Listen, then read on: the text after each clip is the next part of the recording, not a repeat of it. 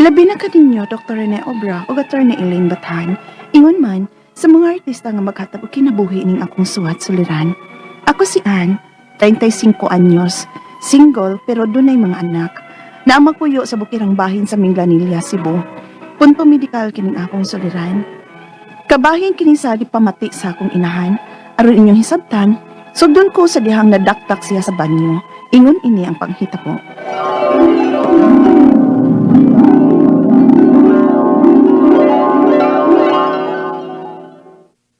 Ma, asa naman sad ka? Nirakos ba niyo, oy? Bibi, kuyugan ta kabikit ngalig maslide ka diha, dangog ra ba? Ay, sus, oy, ayan na lang.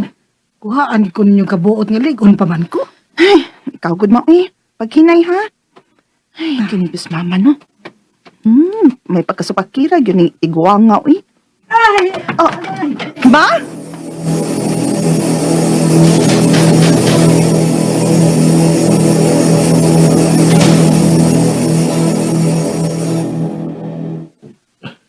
Dahil sige kay kag ooy lita. Giing nang gabi tao nga kuyugan ka sa imong anak, dili dug ka. Ay, naunsa man mo nga okay raman ko. Wala ko to akong pakadakdak, God. Sure ka anak ma? Pagsulti sinuod ha, kay basig namakakang ka namang papa. Ay, okay ra lagi ko. Unsa baya mo, oy? Bantay bitaw ma ha.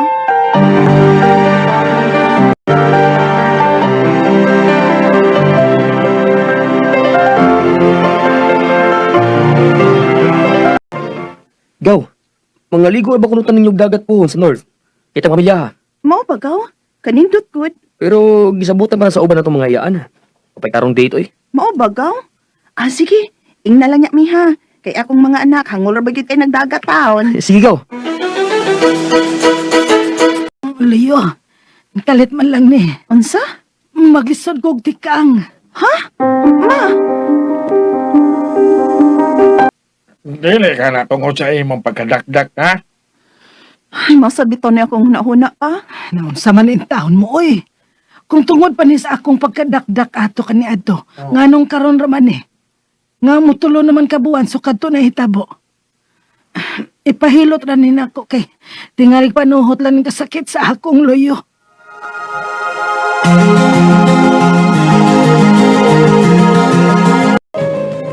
Uy, mao ba? Unya, kumusta mas tiya?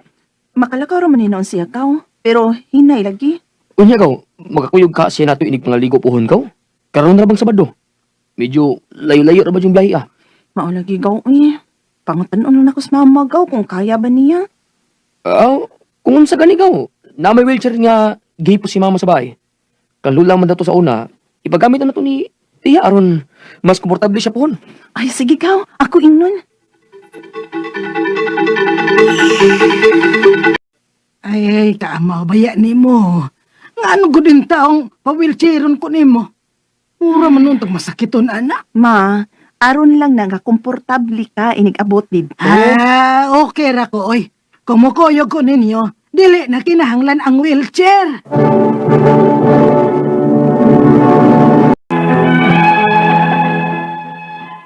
Doon na gid may gamayng kabalaka nga basig ang hinungdan sa pagsakit sa luyo ni mama, tungod ato nadakdak siya.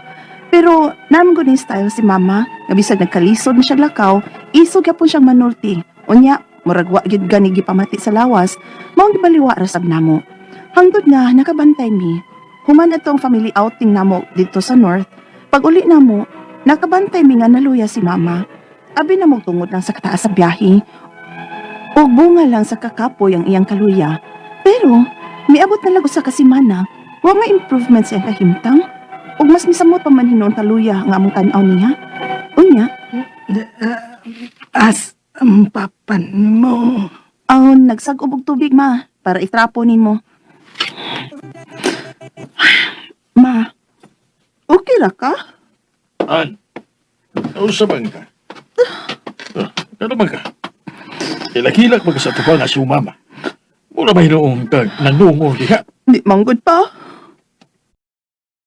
Pawa niya, be. Ang dami hinoon ko gamay planggana o gabakara. Kaya ako nalay trapo sa imong mama. O pa.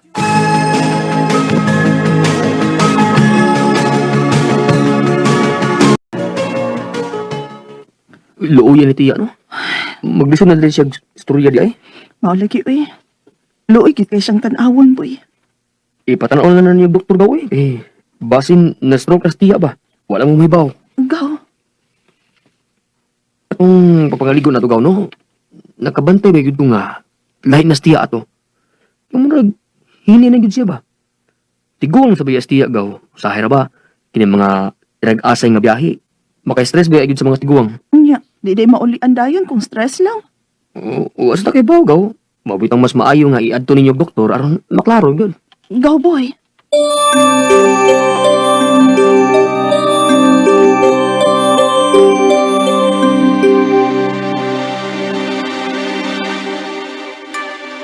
Mas ningot unta kung gidapan mo din aron ma-check up yun na to. Maulat yun ta, Dok, pero maglisod man gud, Dok, kay wa man gud may sakyanan. Unya habal-habal ray na as amo, kay may pagkabukid man gud tong amo, Dok. Maglisod man gud si Mama. Kung mao na, kinahanglan na to siyang i-MRI aron ma-check ato kung dili ba ang iyang pagkadakdak ang hinungdan kung nganong luya ang lawas o maglisod na siya gakaw karon. Unsa, Dok?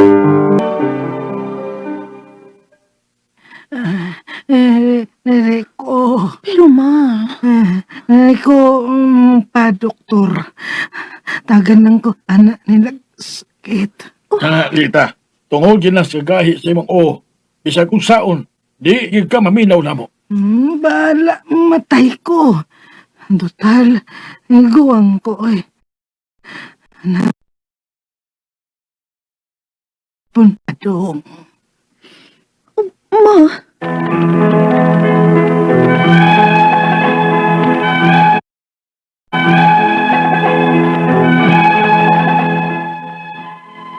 Grabe gid gihapon ka isog manulti si Mama, bisan og luya na siya. Maong nabalaka gid mi siyang kahimtang, kay bisan og gipugos na namo siya nga moadtog ospital, dili gid siya. Wa sad may mahimo ni Papa kay tingali pa unyag maunsa na hinoon siya kung pugso namo. Ang akong mga pangutana mo kining mosunod. Unang pangutana, posible ba nga tungod sa iyang pagkadakdak, maong luya na ang akong inahan karon? Pwede ba di ay na nga anak pa mo react ang lawas, bisan og tulo na kabuan sukad siyang pagkadakdak? Ikaduhang pangutana, kini iyang pagkalisod nga mo istorya, mikalit na lang sabni. Unsa man sabni? Sakto ka ang akong igagaw nga basinog na stroke sa ni si Mama? Ikatulong pangutana, sukad atong may biyahe mig north nga tulo ka oras kapin gid ang biyahe, dito magsugod ang kaluya ni Mama. Dili ka tungod to sa biyahe mao naluya si Mama, tungod kay tiguang na sabsiya. Ikaupat og katapusan, unsa di ay nang MRI, Doc? O para asa man na siya? Mahal ba na kung among ipa-MRI si Mama? Asa man kami pwedeng muduol? O posible ba nga na ay maka-check up sa akong inahan nga moadto lang unta sa bahay para dili siya mahago? O asa man mi pwedeng makapangayo og tabang pinansyal para sa among inahan? Ingon man para sa iyang mga tambal nga gikinahanglan. Palihog tabangi og tambagi ko. Kini ang akong suliran. An. Mayong adlaw mga sukling tigpaminaw dinhi sa itong programa kini ang akong suliran. Anena sa ako si Dr. Rene Obra makiguban kaninyo karong adlaw. Ako mutambal sa inyong mga medical, psychological, emotional, behavioral o mga problema sa mga nagadiling drugas. Kaya ako usaman ka medical doctor, psychiatrist o drug addiction specialist. Kasi laging mamagi, daghang pamagi, mamili lang mo. Kung saan ko padala sa mga sulat-suliran di ka mo. Pwede kanya padala sa mong email, suliran_612@yahoo.com or sa akong Facebook account, kini ang akong suliran, official writer stage. O dribas mong buhatan sa 3rd floor, Jose R. Martinez Building, Osmeña Boulevard, ning Dakbayan sa Sugbo. Ang atong makutlo nga pagtulunan karong adlaw mao kini nga the most beautiful eyes are those that see the beauty of others. Bakit? Bakit kita ka? Hinduta, gabi, kagwapo, appreciate kita, ha? Nabisit kayo na, ha? Di kay, mas gwapo pang ko na niya. Dili, nabisit tao. Sa banindot ko, ha? O na, ang atong makutlong pagtulunan karong adlaw. Standby mo mga sukintig paminaw kay mo balik mi kauman ani nga pahinom. 35 years old, single, pero naan siya duha ka anak. Taga Lanilla, Cebu. Pero ang problema ni nito kini sa iyang mama, sumasabati ang kusod sa drama. May pagpaminaw diya ni LP Riponte siya sa Lanilla. Si Ma'am Garcia sa atong Garcia Catering. Magtagong suki sa catering every time na ako'y gathering dito sa Naga, no? mga taga-naga di ay, may pala mayong na pagpaminaw di ay, ha? Ni Ma'am Pamumot, no? Blazy Kamumot, pag mga kaubanan di ay sa Badyan, no? Asa naman ito kung listahan ninyo? Musta naman di mo? O mga taga-Argao, TRC Argao, mga luberas, na unsa ato sa inyong gisuwat ng papel gamay mo to kayo, suksok asa na to. Basta mga taga TRC Argao, may pagpaminaw, mga palyer, mga luberas, mga mamulang, mga apelyiduhan dito, mga duran na diya sa Argao, no? Of course, ang atong hippie diya, no? Nga si Dr. C, no? Atong Chief President diya nga si Dr. Alvin yung pagpaminaw. Mga nurses na to, ha? Hindi na muna ko pahingan lang, murot akong oras. Okay? Alright, so going back to the problem of unang pangutana, posible ba nga tungod sa iyang pagkadakdak maong luya ang akong inahan karon? Pwede ba di ay nga anha pa mo react ang lawas bisan og mutulon na kabuan sukad siya madakdak. Imong mamaan ako pila na po ida sa mong mama pero pagtuon ako mas senior na tingali po na, no? Namo ko tayo gitawag og fracture, napo tayo gitawag og sprain, napo tayo gitawag og dislocation. Ha? So, ang kining fracture sa bones ni siya, kining sprain sa mga ligaments, mga tendons, mga dislocation sa mga joints. So, depende ra kung unsa ba damage na hitabo na itong pagkadakdak sa imong mama. So, the best way, yun, nato, nung naraman ka sa Minglanilla, na may dako kayo ka, tal nyo sa Minglanilla. Duulan ninyo si mga doktor diya, no? Magpatabang mo, kay para ma-x-ray ni siya. Ha? Natin hospital sa Manglanilla. Kung medyo busy sa Manglanilla, naman po diya sa Talisay, sa Tarkar, sa Naga, kami mga hospital diya. Diagnose pag yun primero. Kaya basig na yun dislocate diyang dapita. Sampot sa imong mama, nga nga medyo delayed reaction.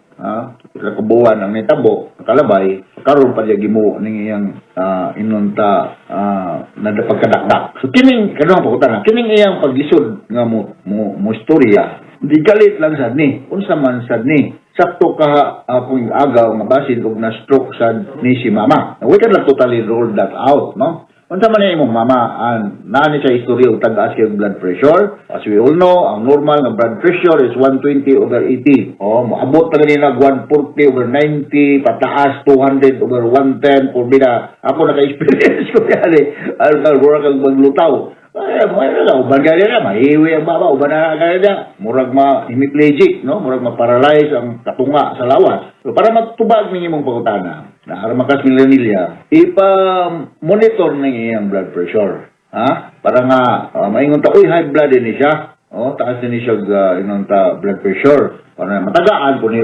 whatever, lipin, losartan, nagana para sa kuwan. May cardis para mo na mga tambal ha? Naanades mga health center, panghatag ng na libre, no? Katulong po tana. Sukad atong biyahe may pa north, ha? North, paingon tigbugo, no? Natulo ka oras ka pin gyud ang biyahe. Dito nagsugod og kaluya si mama. Dili ka tungod to sa biyahe mo maluya ni siya kung tungod tiguang naman gud ni siya. O pila na ba edad imong mama, ha? Ako basahan ng libro, kinikin mo ingon kuno tagtiguang, sugod kuno ng edad ng 80 na ang edad. So katong mga 79 ang edad paubos, di pa mo tiguang. 80 na, may ingon natin guwang riya, ha? So ako pili edad din imong mamaan. Pero kanang no biyahe layo, experience ko diyan labi nagdili kayo komportable ang imong gilingkuran, o kanang public utility vehicle nga medyo lagi na dasok kay mga pasahero, ikay ka maka tulihad si mong maluya ka. Bukram man gani mong tail, gari ra mo travel og layo. Bisan pa man og lagi na komportable kay private nga sakyanan, luya man ni ka, mas more kung okay balog nag-commute lang mo, nasakay mo bus, komportable ron po ng bus sakyan, pero kinahanglan nga gusto siya tuyhan kung kapanagsa, ya kanang usay na mo travel ta ng experience ko yan nga kanang katuon ka og kanang CR dili ba yung pataka lagang CR dasdan magulat pa kag asay pinakaduol nga CR usa po nas maka-cause nga dili komportable doon imong pag-travel, no? Mga factors to be considered wala nga kung mo travel gani mo ayo mo tagkaon og daghan sakto-sakto lang magbaon ng tubig para dili ma dehydrated Okay? Ikaw pa ito katapos sa pangutana. Unsa di ay ng MRI, Dok? Kung para asa man na siya. Mahal ba kung among ipa-MRI si mama? Asa bang ka ni pwede mo dool? O posible ba nga ma-check up ang akong inahan nga moadto lang sa balay para dili na siya mahago? Asa man po pwede makapangayo og tabang pinansyal para sa among inahan, ingon man para sa iyang matambal nga gikinahanglan. Namo sa Minglanilla, doon na mo ospital diha. Naingon ka nga ang doktor may muda mo adto sa inyo. Di man na mada sa doktor ng MRI nga to sa inyo. Pinaka basic diha isa kining kuan, kining X-ray. Kining MRI diagnostic procedure ni siya. Dili na siya tambal Di magtuo mo ng MRI, tambal, dili. Diagnostic procedure na siya, mura bag ultrasound. Mamawar na, ultrasound, MRI, X-ray. Diagnostic procedure na siya, nga mugiya sa attending doktor, muhatag informasyon sa attending doktor, kung unsa may kondisyon diha sa parte sa lawas sa imong mama sa iyang pagkadakdak. Kung unsa may finding sa MRI, ultrasound, o X-ray, na diha po ibase ang pagtambal sa doktor sa imong mama. About financial, murag, mag-isip ko sa mga media, magaling ko lang mga classmates. Kung pangutan alam ko ninyo, bisa kung saan sakita sa tao, kaya na kung natambagan. Usa rin din ako masulban, sa unsa man daw. Ingong kanang wakay kwarta. Bitaw, kumidjar na pero na may mga government doctors or government hospitals, diya Minglanilla, naman tayo government hospital diya, makahatag og serbisyo na kung naa magani bayad dili gud kayo sama sa pribadong ospital. Dool mo dia inala nga girefer mo ni Dr. Rene Obra sa DYHP. Naman po sa tay DSWD nga kanang makatabang pod. Ug pananglitan na si Dr. Oscar Desamparado, maigo na ko ni Dr. Oscar Desamparado diha sa Minglanilla Hospital. Ingin na, Dok, migo mo kuno mong Dr. Rene Obra. Bangin ko, Dok, mutabang ni siya. Manggi-tabangon ni si Dr. Desamparado. So, wala yung mga baton, government hospital lang yung mga of course. Ang anak as privado, mga charge mo ginong mga pribadong hospital niya, dili kayo mo charge, mahal-mahal yun po. Naaman po na maintenance lagi po sa mga empleyadong isilduhan. Pag-himo po ng ilang hospital, millions na po kapital, di po mahitabo nga libre nila po. Alright, so inaot na kayo na po itong mapagtulungan karong adlawaan, o nato sa libuan, millions ang naminaw karon sa itong programa kini akong suliran. Once again, ako si Dr. Rene Obra, manangkamot ko makatag kahayag, kadasig, kalinaw, solusyon sa mga problema ang inyong ipadangat diri ka namo. Okay? So, assalamualaikum sa atong mga beloved Islam brothers and sisters all over the world, ug magampo ta nga masulbad din ang problema diya sa Middle East na sa nagsugod ang tension sa ato diya sa Palawan between the Philippines and China. So kuyaw niya naot nga dili ni muna ko So until the next time, so from all of us sa Radio Mindanao Network Production Center, Radio Mo Nationwide, tatak araman. Daghang salamat o maayong adlaw.